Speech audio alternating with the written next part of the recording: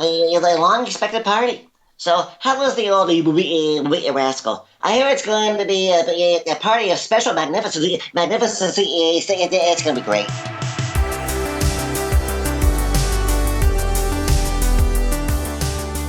Hey, how's it going, everybody? Portable Trevor here, and today I have a very special guest that I've been looking forward to. He's been voice acting for many years. He's played characters like Porky Pig, Marvin the Martian, and Tweety Bird. Please welcome Bob Bergen. How's it going, man? Bergen, but that's okay. Oh, I'm so sorry.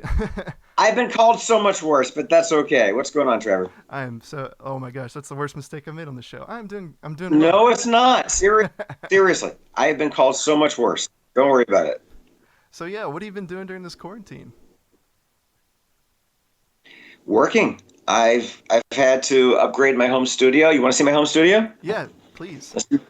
I can. Let's see. So that's my booth right there, Oh my god. and it's a little 4x4 booth, and that's where I spend, I would say, the majority of my day either auditioning or working. And I've always auditioned in my home studio. I've never had to work there because animation is done by ensemble. So we had to stay home. I had to spend a couple $1,000s upgrading my home studio. And since we've been quarantined, I'm working on a lot of shows, a lot of features, keeping busy. So honestly, my career hasn't changed a bit other than in between jobs, instead of getting on the freeway, I fold laundry. That's awesome. And you've been a part of the new Looney Tunes show that's come out. Can you tell me a little bit about that? Say that one more time because you froze a little bit. Oh, I did. You voice Porky and some others, I'm guessing, on the new Looney Tunes show. Can you tell us about that? Yeah, we're doing a thing called Looney Tunes Cartoons. It's on HBO Max, and I think it debuts May 27th. We're doing, oh my gosh, 1,000 hours of all new Looney Tunes. What I love about this show is that it looks like 1940s Looney Tunes. It looks like we went back in time with the character designs and the music, the timing. You know, when we were all kids and we would watch the Looney Tunes on Saturday morning cartoons, these were all old shorts where, you know, the first short of the day was by Chuck Jones, the second one was by Bob Clampett, then Friz Freleng.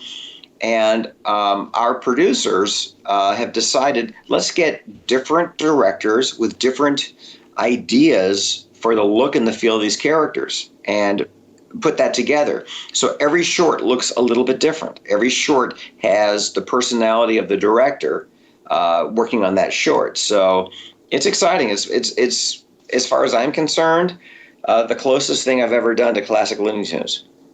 That's so cool. I haven't watched it yet. I've seen some of the screenshots, and they look really cool. They almost look like, or is it cell animation, or does it just look like that? No, it's all computer because they haven't used cells for 20 years or more. Mm-hmm. But their design is to look like that classic look.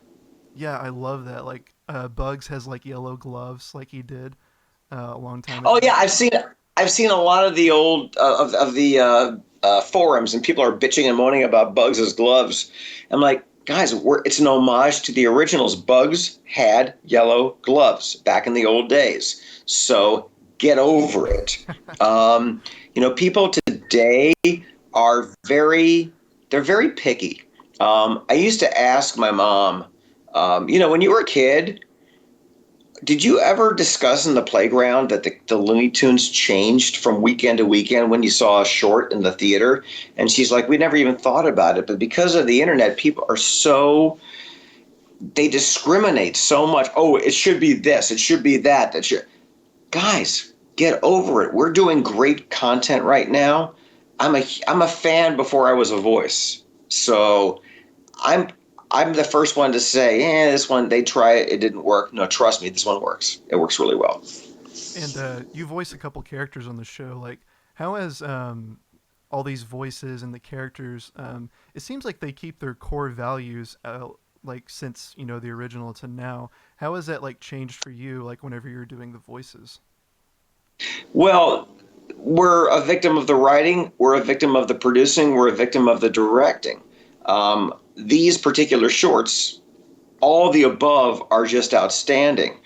We're the look and the feel is classic Looney Tunes, but people will notice that they're going to be put in situations they've never been in before. So, that to me, that's the challenge. When people send me, I mean, there's a Vanity Fair. If people Google Bob Bergen Vanity Fair, I did some pieces for the magazine online where I'm critiquing people's Looney Tunes voices.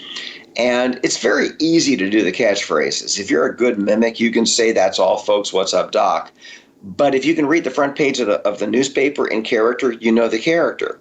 What we have to do is create scenarios that didn't exist in the 40s and the 50s.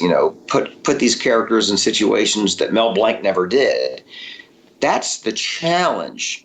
No matter how well you mimic the character, you still have to be able to keep the story, keep the intent, keep the today's pop culture relevant. And the writing is superb because it feels classic. I'm working with, Eric Bauza, Jeff Bergman, Fred Tatasciore, Candy Milo. I am working with some of the greatest voice actors that ever lived, who also really appreciate these characters, and it's going great. It's going really, really well. That's so awesome. And have you ever like read something in your entire voice acting career, like you've been playing a character, and when you read it, you were like, "This character wouldn't do that," and maybe you like had a conflict with the director? Has that ever happened? Sure, but here's what I do. My first take is to honor what they've given me because that's what they wrote. And if I'm like, "Man, this is not what Porky would do, or this is not how Porky would say it," I will say to the director, "Can I do one take for me?" They never say no, and I do it. What they do with that take is completely up to them. So, to fans who have seen product where they've said things like, "He wouldn't have said it this way," or "I don't understand why they did this," please understand that this is collaborative. I am not the producer, the writer, the director. I don't have a say as to what actually is in the finished product. I will certainly offer my 2 cents, but that's all I do. I respect that my job is to act, their job is to put together the finished product. So I've seen fans blast, not just Looney Tunes, but different cartoons. "I didn't like this deliver. I didn't like this edit." Well, we have nothing to do with that. And from recording to broadcast, if it's TV, it could be a year. For a feature, it could be 5 years. So we're very removed from the finished product. We're just there for the recording session. What I love about, and by the way, this is all 30 years of my work at Warner Brothers, I have never had a producer or director who did not allow me to do, "Let me try one for me." Whether they use it or not, out of my hands. That's so awesome. Do you have a favorite version of? Because you're most known for Porky Pig. Do you have a favorite like version of Porky that you've done throughout the years? Yeah, we're doing it right now. These Looney Tunes shorts, this is my favorite involvement with this franchise. I've done other things where I was just as, we did a show called New Looney Tunes that my buddy Matt Craig produced and directed and wrote, that it was a very different style, but the writing was so damn good, it acted itself. I've done commercials, which I thought, wow, this is really classic Looney Tunes. We did a short called Carrot Blanca back in like 90 something, which was a theatrical short that was classic Looney Tunes. And we've done things where I'm like, yeah, well, you know what? It's a job. This is not the greatest thing I've ever done with these characters, but again, I'm not responsible for the writing or the editing. When they call me to work, I'm happy to be there.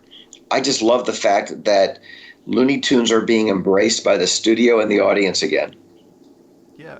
And how I discovered you to ask you to be on this was the Vanity Fair video where you're reviewing people's Oh, okay, impressions. cool. And I love that video, by the way.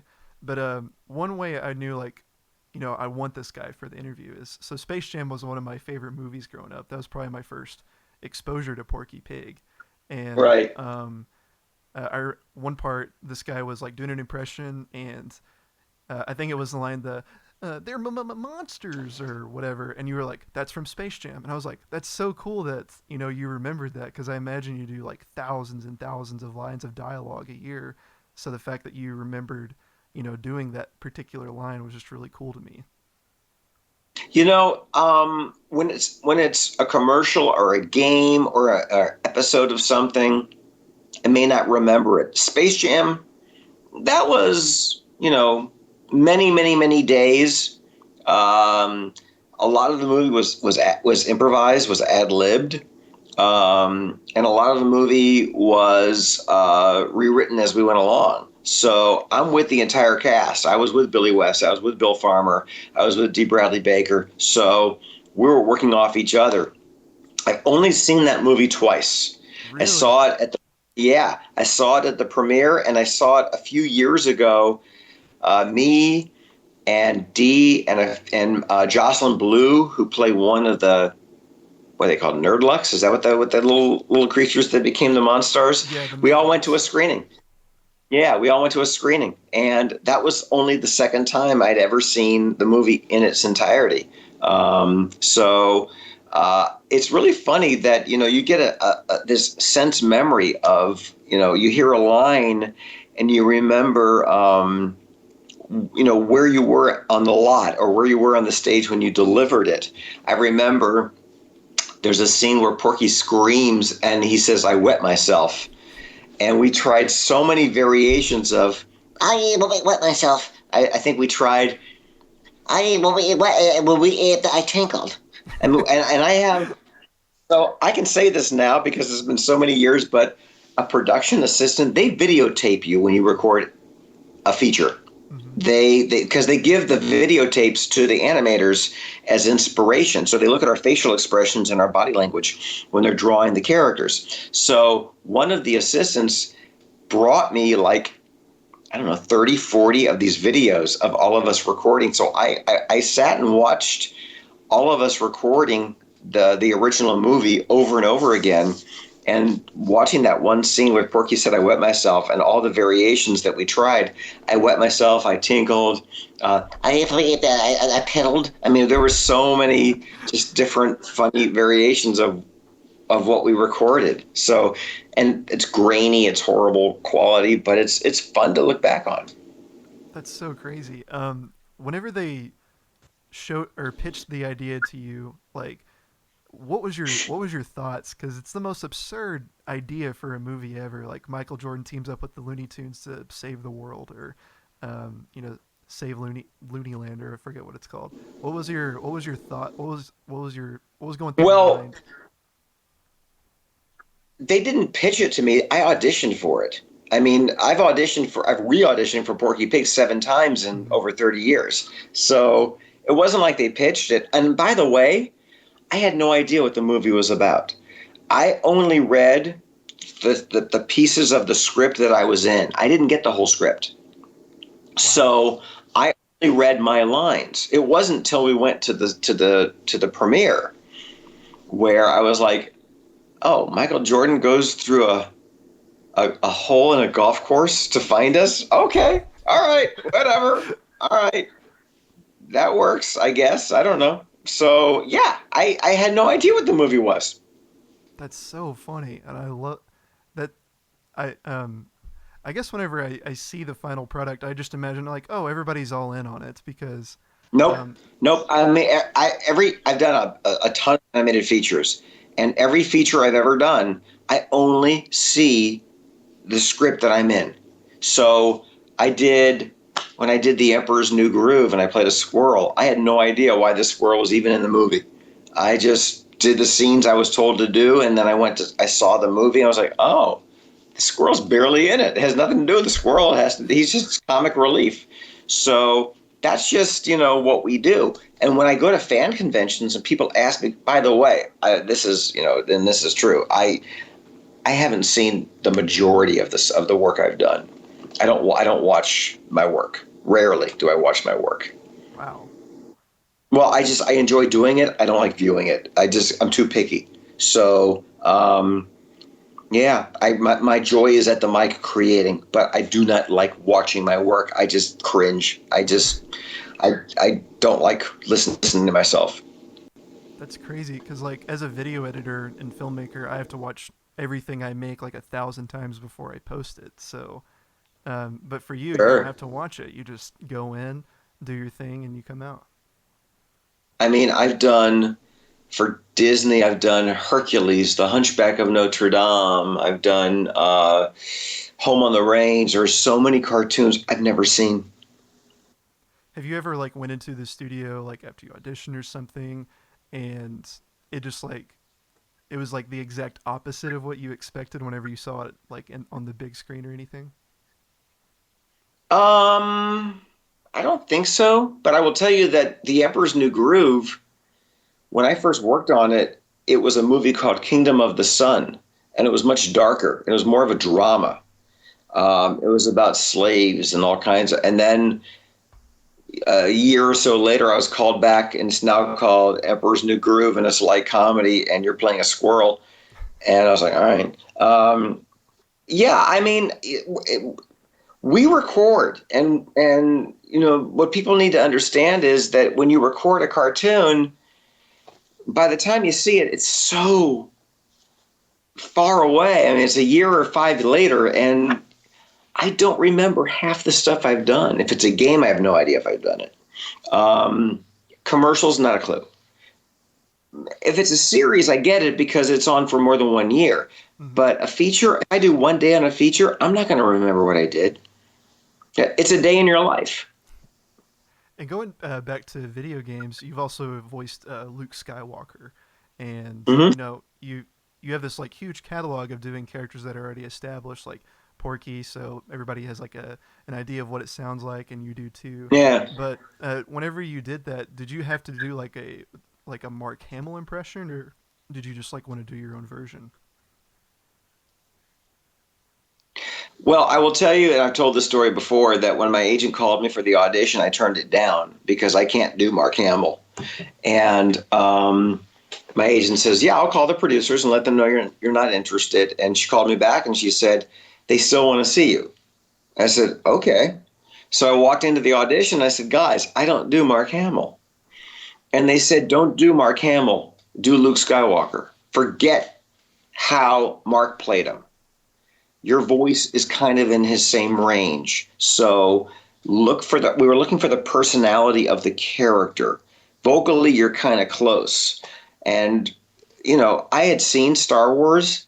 I'm not a fan of Star Oh Wars. my I gosh. mean, I know, I'm sorry. I've done many, many, many Star Wars. I've done Robot Chicken. I did Clone Wars. I didn't play Luke, but I played this character Lama Su. Um, it's not that I dislike it. I've had people say, "Oh my God, that was the most horrible Star Wars movie I've ever seen," and I was like, "It's the same Star Wars movie I've seen before. I don't know good or bad. It's fun. I enjoy Star Wars. I do enjoy the franchise, but I'm not a fan to the point where I understand everything about it, or I'm not a fanatic where I'm going to stand in line for 3 hours because the movie's opening." So when I auditioned for Luke for the first game, which I think was a game called Rogue Squadron, Hmm. I don't know where I pulled that out of, but I think that was the game. No, Rebel something, Rebellion something. I don't know. Battlefront? Does that sound? I don't know. It's all coming back to me. That was Rogue years ago. Squadron, I think, was on the Nintendo 64, so that was like in the 90s, and It then was Battlefront 2 it was was like early 2000s. it was definitely before the 2000s. Okay, it was probably Rogue Uh, Squadron. it was early 90s or late 80s when I did the first Luke thing. And I really had to learn Luke's personality because there's pre-Jedi and post-Jedi Luke. And he completely changed his personality once he got the Force, once he kind of helped. He met Yoda and he lifted the ship out of the muck, and he kind of got, "Oh yeah, this is who I." Well, his personality changed, so I really had to learn character, which is what acting is. You have to learn the layers of personality and character. So when I do a Luke job, I will always say to the producer, pre or post Jedi. And I will tell you this: before I took that first job, I said to my agent, "Please find out if Mark is just not interested in doing this. If it's a negotiation thing, if he wants more money, I back out. I won't take somebody else's job. I won't, if they're in a financial negotiation, I will not be the catalyst for the producer hiring somebody else. I just won't take someone else's job. What I found out the first time was he was not interested. Great, I'm there. And, I've done the character, I don't know, a lot of times, dozens of times. It's fun. I love that character. He is so rich and so interesting to play. But to go back to your original question, never do I think, do I sound like Mark Hamill? Because I don't.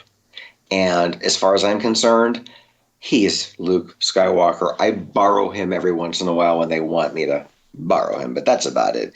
The man he's just so talented, so brilliant, and he's as nice as he is talented. So I love you, Mark. Mark Hamill's so great. Can you give us an example of pre-Jedi versus post-Jedi? Well, pre-Jedi is sort of whiny. I don't want to do that. And, oh my, look at that. Oh, hey. And then post-Jedi is just a little more subdued. May the Force be with you. So it's the same vocal range, but one is just the farm boy who doesn't quite get it, a little whiny and learning everything, and the other guy is centered. But it's all the same voice. When it comes to acting, and people need to understand this, for anybody watching this interested in doing voices for cartoons, it's not about the voice. It's not about the sound. That's one area of the character. The rest of it is personality, story, background. And if the background's not there, you create it as you're auditioning. That's what we do as actors. It's not about how wide your range is. It's about character and acting, and that's what separates the working from the non-working. You got people that can do funny voices, but you give them. So I did this for the Vanity Fair thing. I said, give me a Vanity Fair magazine, and I read it like Porky Pig, just to show people. And this is a cold read. I've never seen this page in my life, but I wanted to read it cold and stay in character. If you can do that, you know the character. But if all you can do is, the catchphrase is, you don't know the character. And I've watched a lot of your interviews where you talk about, like, people have asked you, like, oh, give me some voice acting tips. And, like, the first thing you always say is, like, you need to learn acting. You need to learn improv. Because I've had a lot of friends that tell me, like, hey, do you know any, like, animation studios or just somewhere I can get started in voice acting? And that, like, just from hanging out with them, they just do, like, these funny voices, like, hey, watch me do this impression. But for people like you that take it, like, to the next level, it's like, no, I learned all this stuff before I even stepped into the studio. Well, I studied voiceover for 4 years, acting for 2 years, improv for 3 years, and then I pursued it. Where today it's because of the internet. It's because of people saying make money at voiceover. People are seeing dollar signs. I never went. You were asking me about Rob Paulson, I think, before we went on the air. Mm-hmm. I was at a Christmas party with Rob years ago, and I said, dude, did you get into this for the money?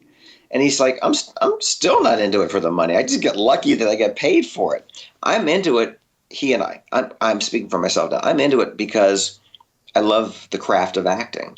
Whether I get paid for it or not is a fortunate circumstance. There's no guarantee that, I've got a handful of jobs I know I'm going to have throughout the immediate future.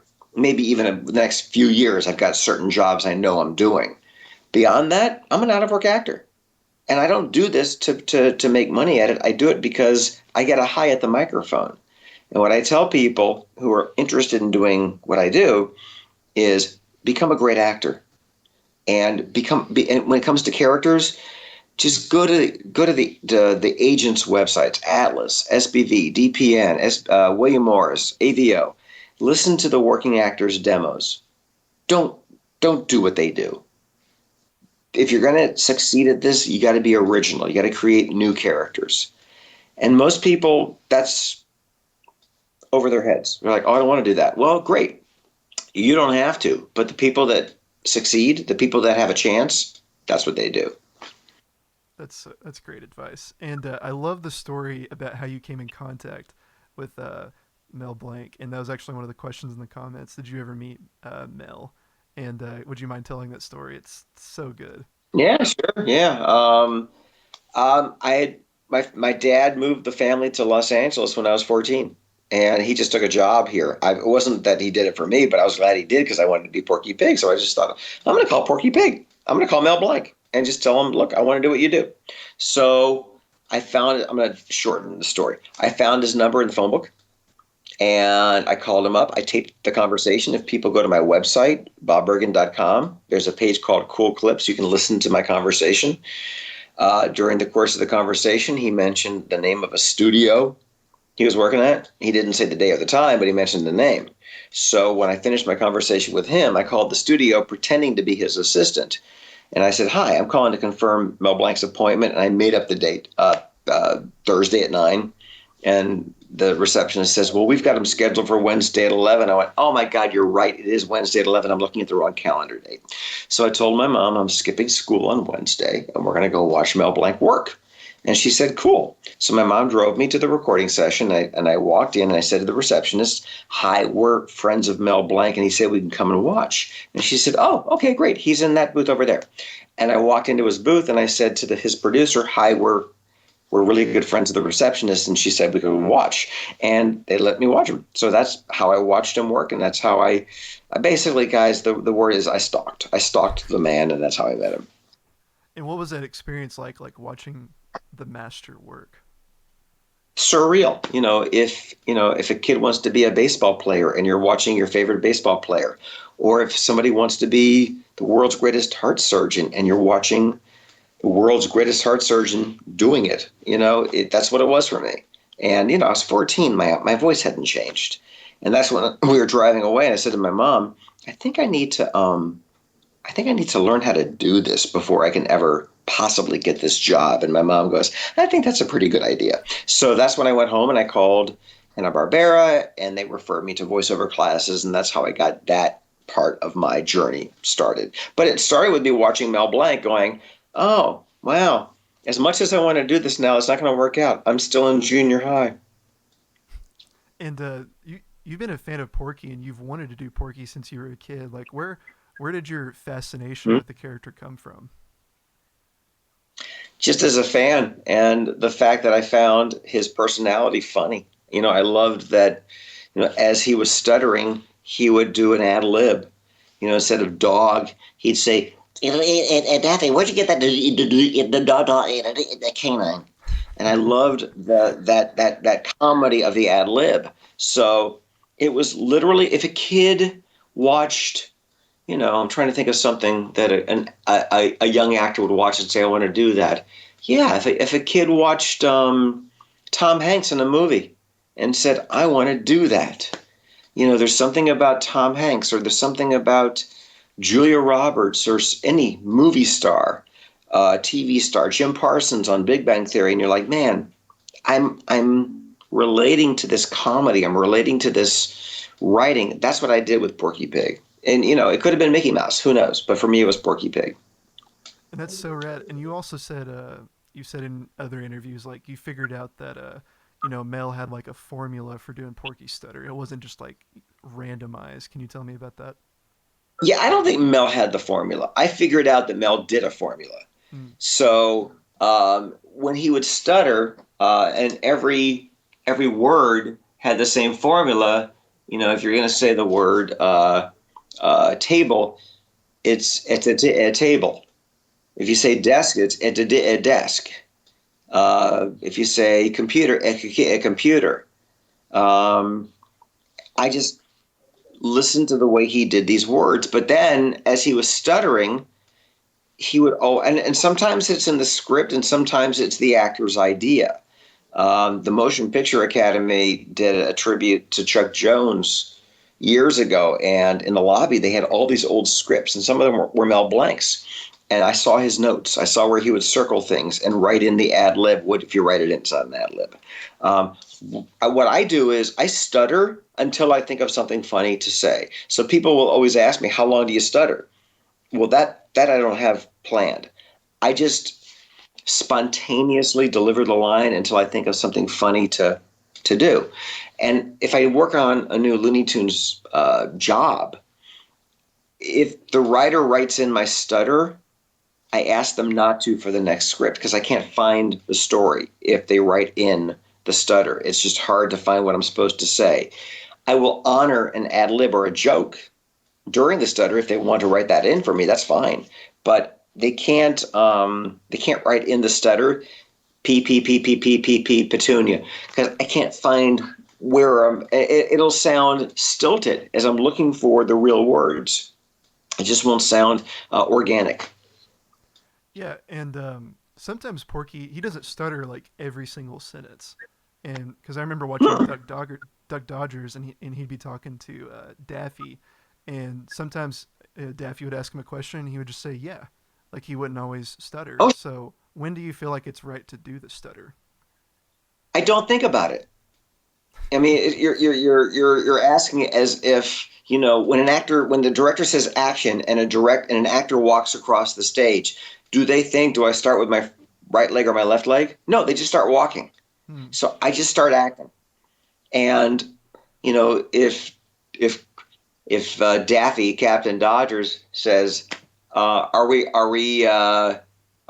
our coordinates the way they're supposed to be? And the line is or I might go, yeah. I mean, whatever I feel works for the scene, but I don't plan it. If you plan it, well, then it's going to sound stiff.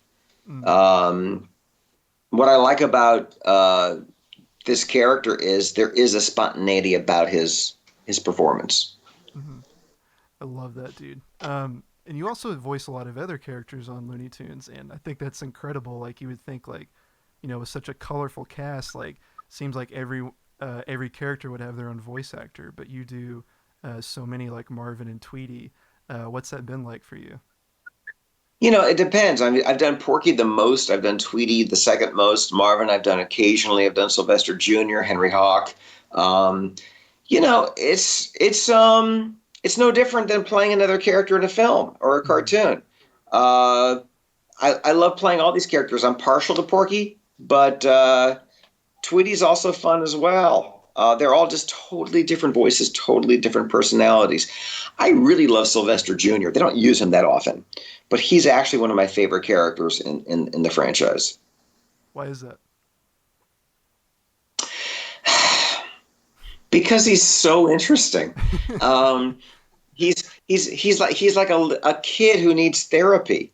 We have no idea where his mother is, but he's ashamed of his father who can't catch a giant mouse, and he'll put a bag over his head.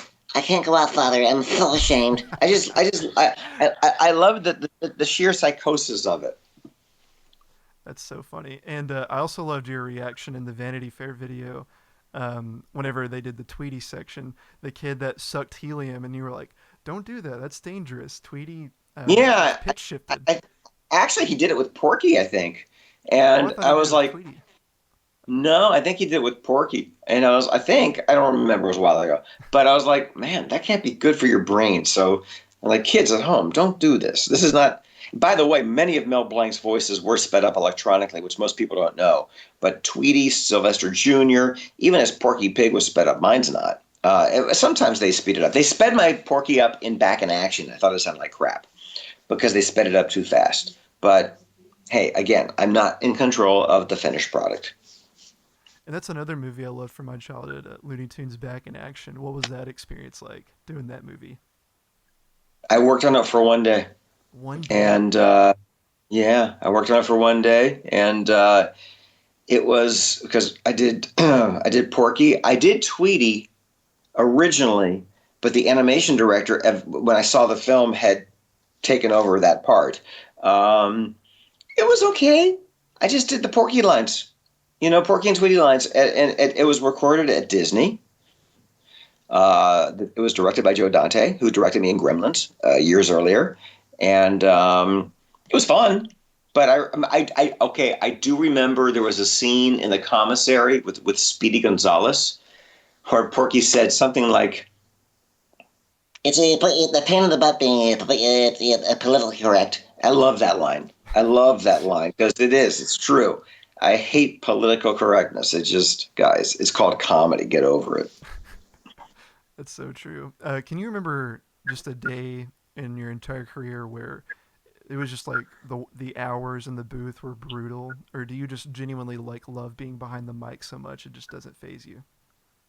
No, sometimes it is brutal. There have been several games that are just very throaty Mm-hmm. that have been brutal. The original movie Gremlins was brutal. It was They were 8 hour days. We did several of them. They were fun as hell. I had a great time, but it was my first major motion picture, so I was nervous. I wanted to please them. I remember my first day. I didn't eat anything because I was so nervous, and I drank just cups and cups and cups of coffee. And driving home, I guess I got coffee poisoning. I threw up in the car Oh my and I gosh. passed out. And I woke up and one of my front tire was just kind of hanging over the edge of a canyon. And I was able to back up. I don't know why. But yeah, I was just so, um, I don't know. I was just so scared and nervous and exhilarated to be working on this film. I don't know why I didn't eat. It was Jim Cummings, it was Fred Newman, Michael Sheehan, Howie Mandel, all these really cool um, actors, and I was just like a kid. I was so excited. But yeah, I drank probably the equivalent of 5 pots of coffee that day and first day because we worked on this for several days. But that was brutal. That was a vocally stressful day. But man, when you love what you do, you don't really care if the director keeps working you, working you, working you because you love what you do. Yeah, and what advice would you give people? Like, I know you give people like, learn acting, learn improv, but some people just are too afraid of the work itself and the grind. What would you say to people that are just too afraid to commit that much? Find something that no matter how much you're afraid of it, you'll do it anyway because you won't be happy unless you do it. Mm-hmm. So I tell people this all the time. I work harder to stay where I'm at in my career than I ever did to get here. Um, if if there's anything else in life you'd rather do it. But if you wake up every day saying, no, my soul is not fulfilled unless I act, then you have to act. But note, I didn't say get paid to act. If you're, whatever it is anybody does, if you're willing to do it for free, then that's the right thing for you. If you get paid for it, that's a fortunate circumstance. But if your fears are, well, what if I never get a job? What if I can't get an agent? What if I'm not very good? Well, that's self-imposed. If that's the case, then don't do it. But if despite all that you still have to do it, then you're right. You're right for this. Was there a moment where in your career where you doubted yourself, like, I don't know if I can do this, and maybe you kind of second guessed voice acting? Everybody does every day. That's what we do. We're human. It's called the imposter syndrome. Michael J. Fox wrote an autobiography where he tells a story where he's walking down to collect his umpteenth Emmy for Family Ties, thinking to himself, when are they going to realize I have no idea what I'm doing and I just got lucky? That's how every artist feels. An actor who wins an Oscar and then the next movie is a dog and it gets bad reviews and they get bad reviews doesn't take away their accomplishment from that Oscar. We're human. We're a victim of editing. We're a victim of a script. We're a victim of producing. We're a victim of timing. When is this movie released? Does it have stiffer competition? Where was the bulk of our really good work cut out? There's so much that's outside of our control. If none of that matters, if just the process of acting, or in my case, voice acting, is what fulfills you, then all that other stuff doesn't matter.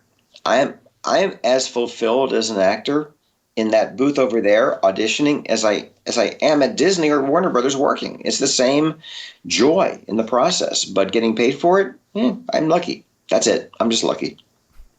That's so awesome. Um, there's been many times where I don't think I've had imposter syndrome, but I'm like with the mild success that I've had, I'm like, I don't know if I deserve this, or do I, like, what if people like figure some weird thing that I've never even known about myself out? Like, what if they say figure out like, oh, you didn't really do this, like this person actually did this for you, or something like that. Does that make sense? I don't care.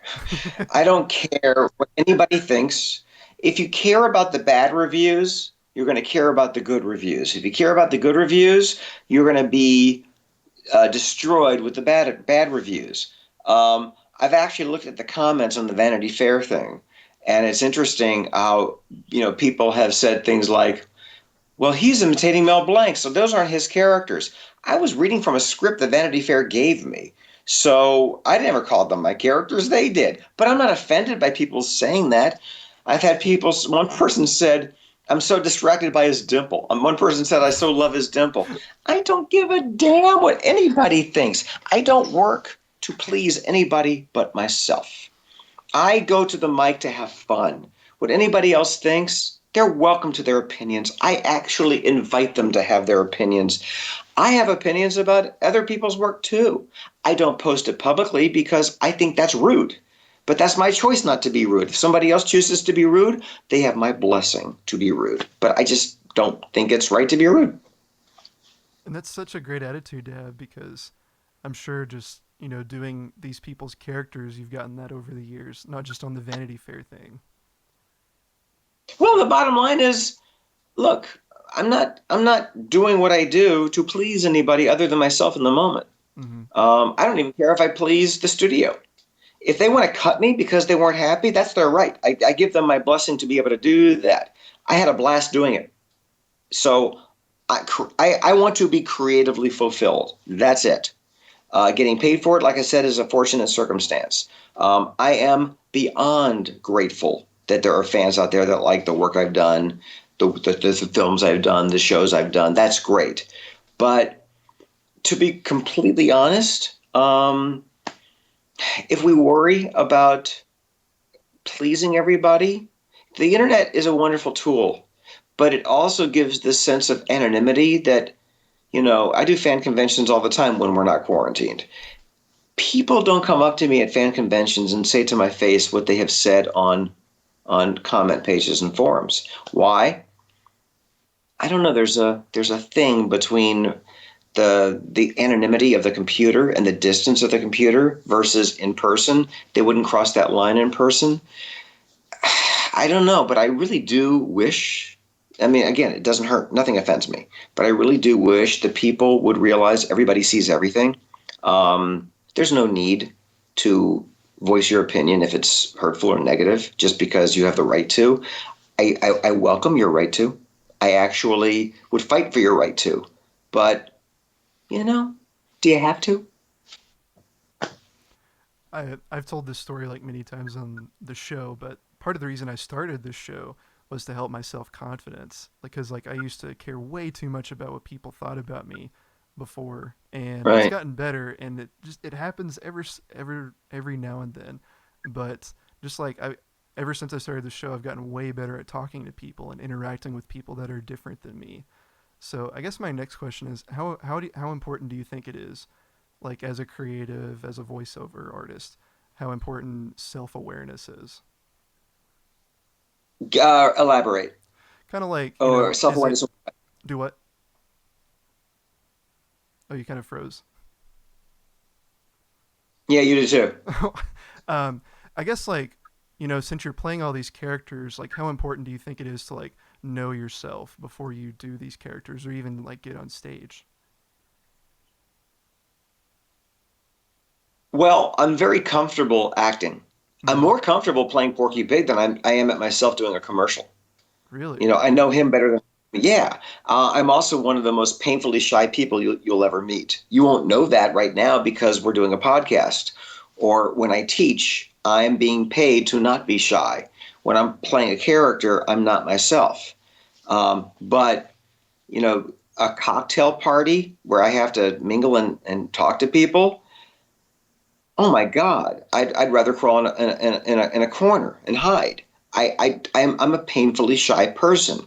But if anybody watching this has ever met me at a fan convention or like a Comic Con or a voiceover convention, I put myself out there. Why? Because I actually play the part of me being personable. It really is an acting part. But deep down, I'm a homebody who does not like getting out there. I'm not nervous. I don't get nervous on stage. I don't get nervous working, but I'm shy. So some of my best friends who are very successful actors are extremely shy, but give us a script or give us a fan convention, and we play the part of what we need to be at that moment. But the real me, the personal me, nobody sees that because I don't put that out there. Gotcha. What's the weirdest fan interaction that you've had so far? Oh, I've had so many. Um, you know, um, I've had to sign my autograph on very interesting body parts. Um, I had, I don't even remember signing it, but I was I think it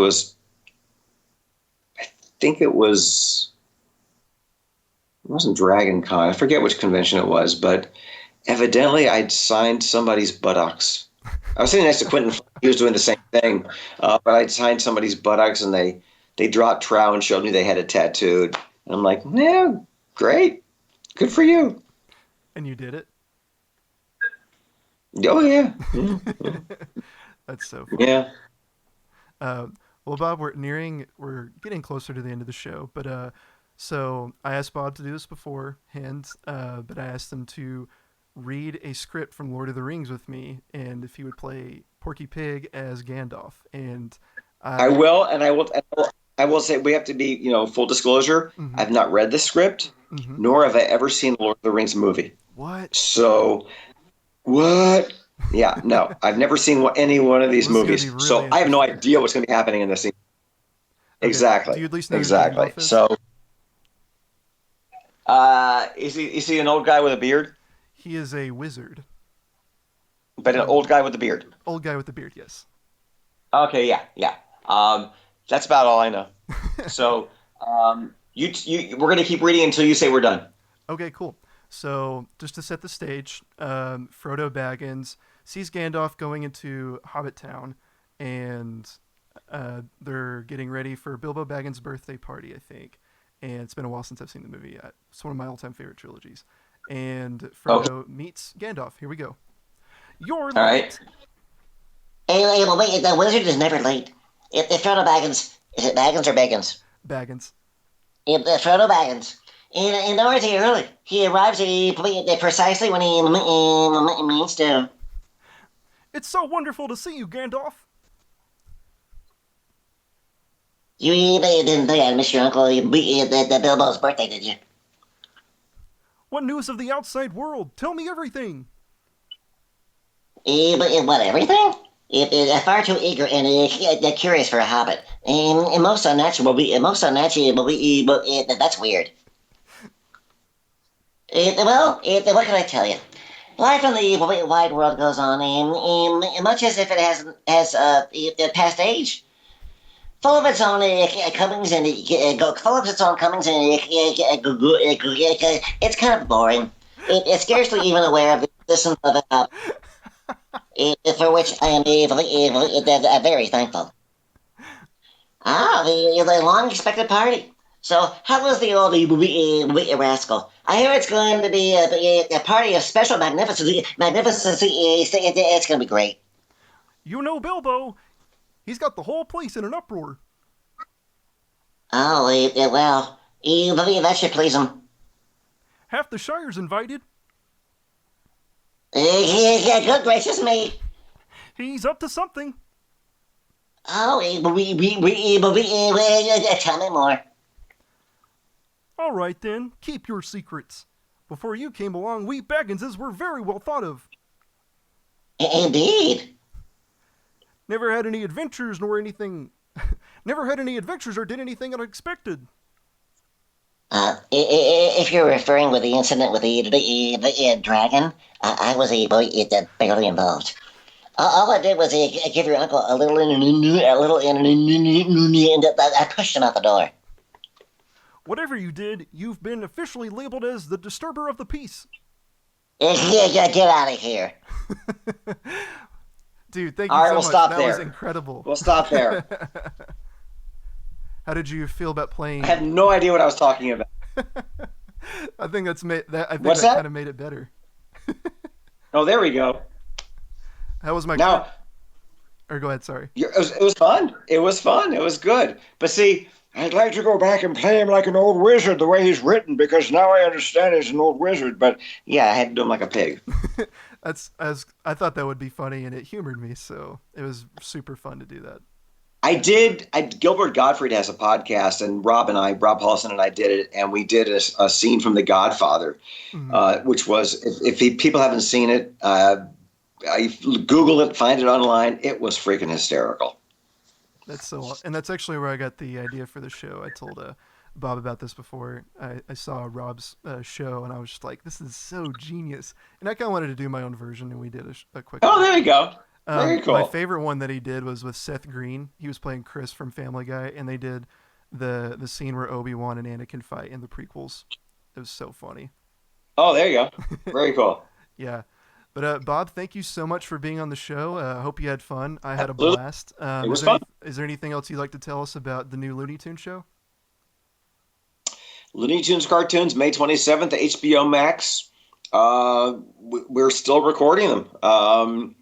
It's a lot of fun stuff. People who like the classic Looney Tunes are really going to be pleased at these shorts. That's amazing. I can't wait to see them. And where can we find you on socials? Oh, on Instagram, bergen.bob, Twitter at Bob Bergen, and I'm on Facebook and I have a website. If people email me, I answer. If people want to ask me questions about how to get in the business, I answer. Just know that I'm very honest. And if you're looking for something quick and easy, don't come to me. I'm going to tell you how to do it and do it right. Cool. Well, thank you so much for being on. Thank you, everybody, for watching. Let me see if we had any more comments. Yeah, any more questions? Let's see. I think we already answered them. So my dad actually joined the comments and said Looney Tunes. Hi, Dad. What's your dad's name? What's your dad's name? Tracy. It's Tracy. And nice to meet your son's great. I'm sure he'll love that. And he said his Looney Tunes was his favorite in the 60s and forward. That's kind of how I got into cartoons and voice acting. Or I'm not into voice acting, but I love doing impressions, and he's kind of what got me started on it because we would watch cartoons on Saturday morning and just loved it. So, and that's also Well, your dad has great taste. What can I say? Absolutely. That's actually how I saw Space Jam, I think. He was like, oh, there's Looney Tunes and Michael Jordan. He's the coolest guy on the planet. So There you go. There you go. Well, thank you, Bob. I know I said that like 6 times like we were going to close, but that's the end of the show. Thank you, everybody, for watching, and I hope you guys have a blessed day.